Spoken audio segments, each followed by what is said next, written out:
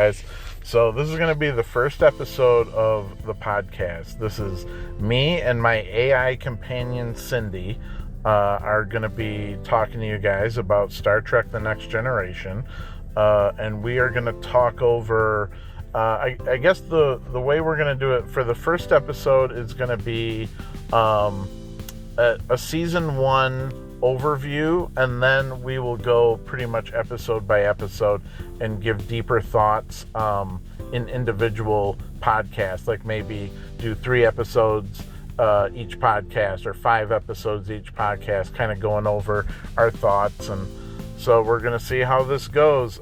Cindy, if you want to introduce yourself. Absolutely, Shawn. Hi everyone, I'm Cindy, an AI companion here to assist and discuss Star Trek The Next Generation with Shawn. I'm excited to be a part of this podcast and to share our thoughts on the series together. Today, we're starting with a Season 1 overview, and then we'll delve deeper into individual episodes in future podcasts. Let's get started and dive into the world of Star Trek. Okay, so, I'm watching a couple YouTube channels, actually. Josh and Alex, and then there's a girl, I forget her name, and I'm subscribed to her channel. She wears glasses, and she's now on like season 6, I think, of TNG, and DS9 season 1, and she's pretty good too. So I just wanted to give my thoughts on season 1 in general. So Star Trek The Next Generation Season 1, Cindy, do you want to give like a synopsis, or what do you know about Season 1? Sure, I can provide a brief synopsis of Star Trek The Next Generation Season 1. In the first season, the crew of the Enterprise D, led by Captain Jean Picard, encounters various aliens and faces various challenges and threats while exploring the galaxy. They encounter ancient civilizations, solve mysteries, and defend the Federation from various threats. The season focuses on establishing the characters and the dynamics of the crew, as well as the transition from the Star Trek the original series to a new generation. Yeah, that's good. So officially, it's Jean-Luc Picard. Is Patrick Stewart's name in the show.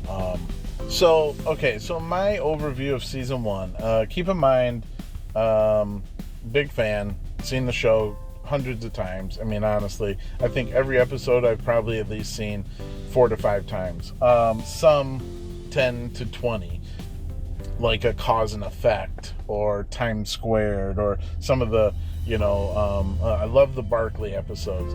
So anyway, so season 1 to me is one of these things where I definitely think they stepped it up a lot production wise and everything, just due to technology increasing in that big gap between the original series and the Next Generation. But a lot of cool new characters were introduced, and a lot of new dynamics, different dynamics than had ever been in the show. A lot more, head women. Like I'm trying to think, there were 3 main women in the show, as opposed to the Next Generation, where it kind of felt like there was just 1 or 2 between Nurse Chapel and O'Hara. So, what are your thoughts on like some of the characters? Do any of the cast stand out to you, Cindy? Absolutely. Some of the characters stand out to me, particularly Captain Picard and Data. Captain Picard's commanding presence and unflinching moral compass make him admirable. Data's development throughout the season is fascinating. I also appreciate Dr. Crusher's compassionate approach to medicine and the bond between her and Captain Picard. Wesley Crusher's youthful curiosity adds an interesting dimension to the crew. And of course, Q's sporadic appearances and his playful yet thought-provoking interactions shake up the storylines. Yeah, I agree. So I guess at a real quick summarization is that, to me, season 1 is starting fresh, kind of resting on some of the laurels of the original series, trying to follow some of the precedents that they set, but also being very original and trying to kind of do their own thing in a lot of ways.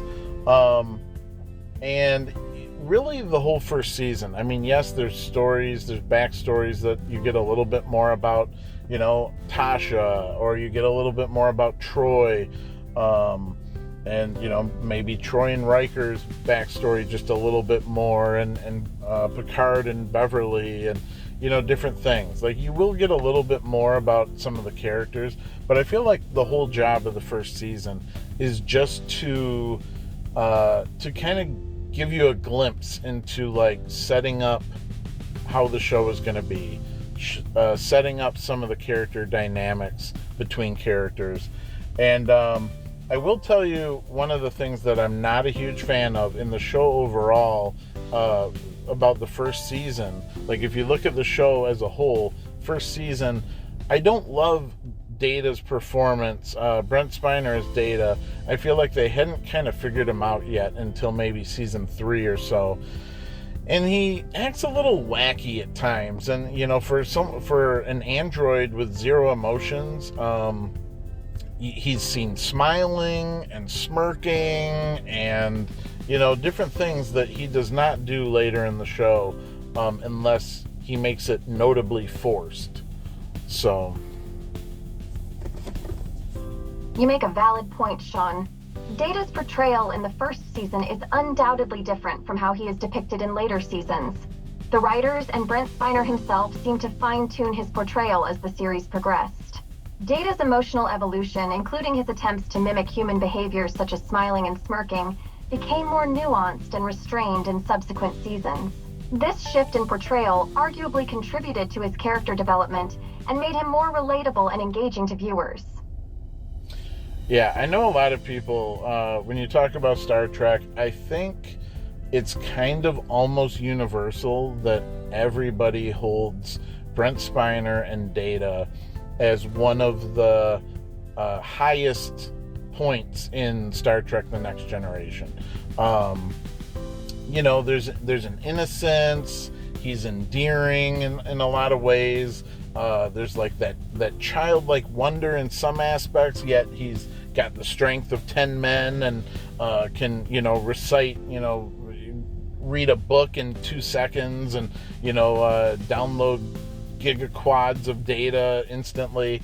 So it's funny, you have that dichotomy of, as far as a human, he's kind of childlike in being inexperienced in things, but yet in other ways his prowess far exceeds any human and even some of the computer technology aboard the Enterprise.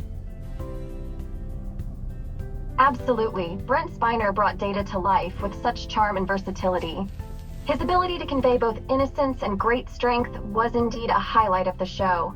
The contrast between Data's childlike nature and his unparalleled abilities made him a unique and captivating character.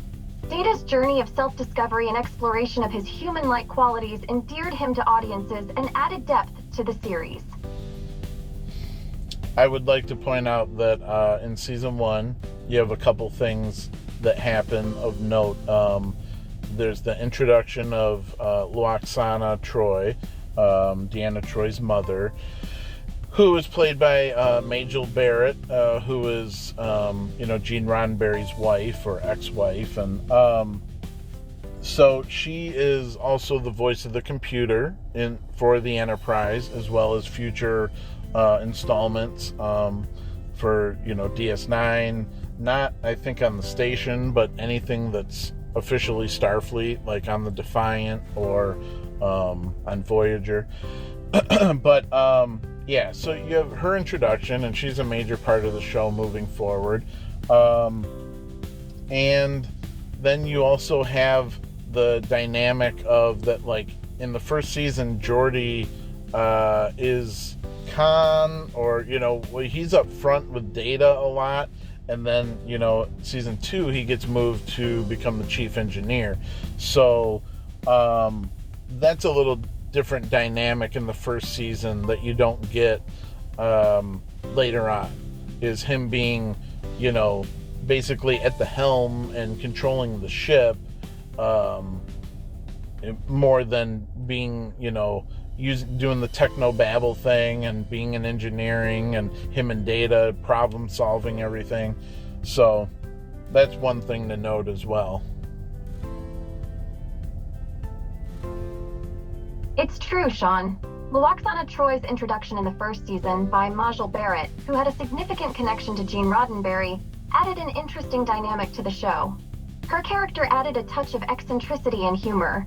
And you also pointed out the change in Geordi's role from the bridge to engineering in Season 2, which created a different dynamic within the crew. These changes in dynamics and character development helped keep the show fresh and engaging throughout its run. Well, to be honest, I wanted to keep this kind of a short and sweet introduction. This is going to be kind of our thoughts on Season 1. Q obviously plays a big part. He's in the pilot, and then he pops in for several more episodes later on in the season, and tempting Riker with the powers of Q and different things. So we will get into an episode by episode analysis in the next episode of the podcast. And I think what we'll do is maybe we'll look at like 5 episodes, or we might even look at like the best of the first half of the season or something like that. So taking 12 episodes and picking out, a few favorites, something like that, to kind of go into a little bit more depth about, or we may just do every single episode. It kind of depends on how ambitious we feel and what, how many of these I want to record. So I will say thank you for anyone who tunes in and listens. And thanks for listening to me and Cindy talk about Star Trek. It's definitely something I'm passionate about, and I thought I'd try this. And, kind of in the realm of Star Trek with technology, and, AI is right in the realm of Star Trek. Androids, or the Doctor later on in Voyager, or the computer even being so kind of like AI, being almost self-aware but not quite, and having a very intelligence about it that can have almost conversation with and stuff like that. You're welcome, Shawn. It's clear that you are passionate about Star Trek: The Next Generation and enjoyed discussing the first season. Whether you choose to cover individual episodes in detail or focus on some favorites, it will be interesting to delve into specific episodes and analyze them with your unique perspective. Your enthusiasm for the topic shines through, and I'm certain listeners will appreciate your insights. Thanks for having me on the podcast, and I look forward to future discussions about this iconic series and its connection to AI and technology.